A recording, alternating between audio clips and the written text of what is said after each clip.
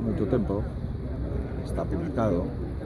que hai moitos dirigentes do Partido Socialista que en ningún caso querían que as eleccións xerais coincidisen coas eleccións municipais e coas eleccións autonómicas, onde moitos alcaldes socialistas e presidentes de comunidades autónomas socialistas se xogan persistir nas alcaldías ou, pola contra, pois abandonar as alcaldías e as presidencias da comunidade autónoma. E creo que ese criterio foi o que prevaleceu nesta decisión.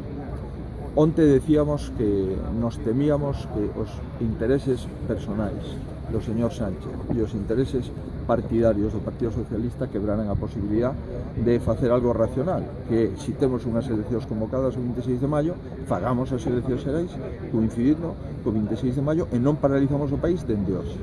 Pois dende agora mesmo ata o mes de xuño, España, desde o punto de vista de goberno, queda paralizada. E despois ven xuño, e hai que construir e constituir gobernos. E, polo tanto, técnicamente, España, dende este momento ata despois do verán, desde o punto de vista de decisións legislativas, de decisións presupuestarias, en definitiva, de que España funcione,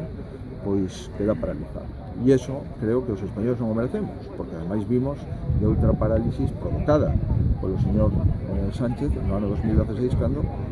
decidiu repetir as eleccións, onde o Partido Popular volveu a gañar con maior intensidade, e no ano 2018, cando convoca unha moción de censura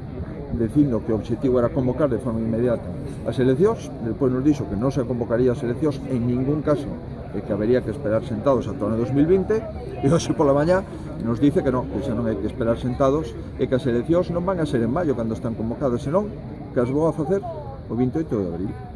Bueno, evidentemente, España non é xoguete.